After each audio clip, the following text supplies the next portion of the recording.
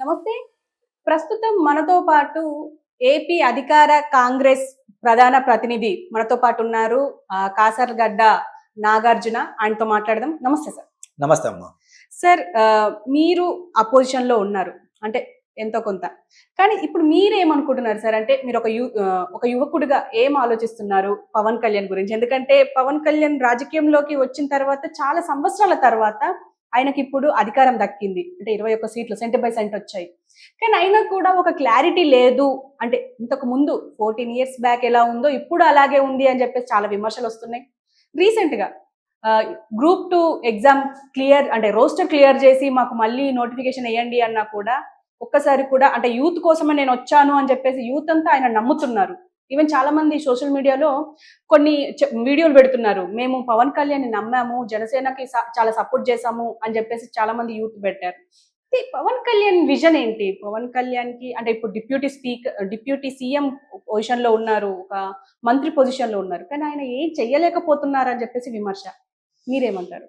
అంటే మేడం, నేను మాట్లాడేది జనసేన సోదరులకు నచ్చపోవచ్చు, కానీ కొన్ని నిజాలు వాళ్ళు యాక్సెప్ట్ చేయాలి. ఎందుకంటే జనసేన పెట్టేటప్పుడు పవన్ కళ్యాణ్ గారు ఒకటే చెప్పాడు, అధికారం నాకు అవసరం లేదు, నేను ప్రశ్నించడానికే పార్టీ పెట్టాను, ప్రశ్నించడానికి మాత్రమే పార్టీ పెట్టాను. ముందు ప్రశ్నించడం, ఆ తర్వాత పార్టీలైనా ఇంకోటి పదవులైనా ఇంకోటైనా అన్నారు.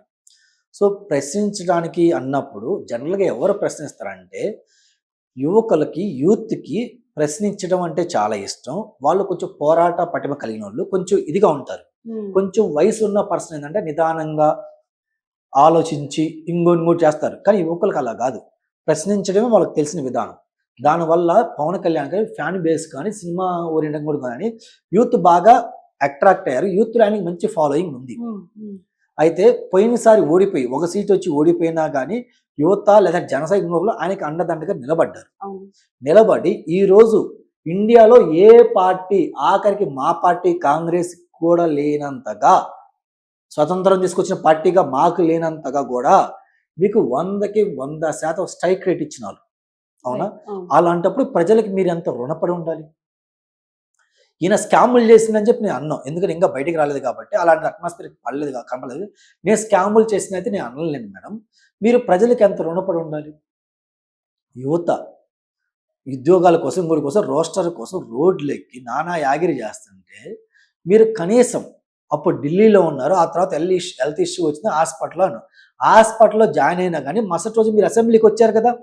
అంటే జస్ట్ బాగాలేదు, జస్ట్ హెల్త్ చెకప్ చేయించుకుని అసెంబ్లీకి వచ్చారు. మరి హెల్త్ చెకప్ చేసుకుని అసెంబ్లీకి వచ్చినావు అంటే నువ్వు హెల్త్ ఈజ్ గుడ్, బట్ టెక్నికల్గా నువ్వు తిరిగా జర్నీ చేసావు కాబట్టి హెల్త్ చెకప్ చేసుకున్నావు. మీరు ఎందుకు స్పందించలేకపోయారు? జగన్మోహన్ రెడ్డి గారు అసెంబ్లీకి వచ్చి పోయారు అనేది ఇంపార్టెంటా? దాదాపు 5 లక్షల మంది యువత ఎగ్జామ్ రాశారు, అందులో 90,000 దాదాపు క్వాలిఫై అయ్యారు.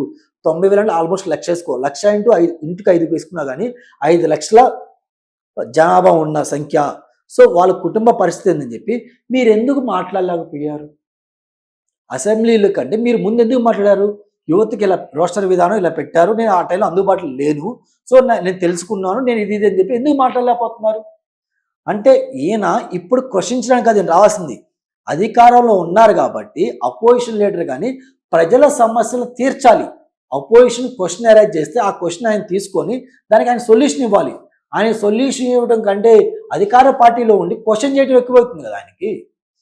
ఆయన ఇంకా అధికారం ఉందనుకుంటున్నాడా లేదా అధికారం కోసంగా పోటీ చేయాలని నాకు అర్థం కావట్లా. ఇంకా ఎదురుగా ఆయనకే ప్రశ్నలు వస్తున్నాయి కదా. ఎందుకంటే రీసెంట్ గా అంటే ఆయన 31 మంది అమ్మాయిలు మిస్ అయ్యారు అన్నదానికి పార్లమెంట్ 30,000 మంది 31,000 మంది మిస్ అయ్యారు అన్నదానికి పార్లమెంట్ లో అది క్యాన్సిల్, అంటే అది కాదు, అది ఏం జరగలేదు అని చెప్పేసి ఒక నిర్ధారణ వచ్చింది. అయినప్పటికీ దాని మీద ఒక క్లారిటీ లేదు, ఈవెన్ దాని మీద ఎక్స్ప్లెనేషన్ కూడా లేదు.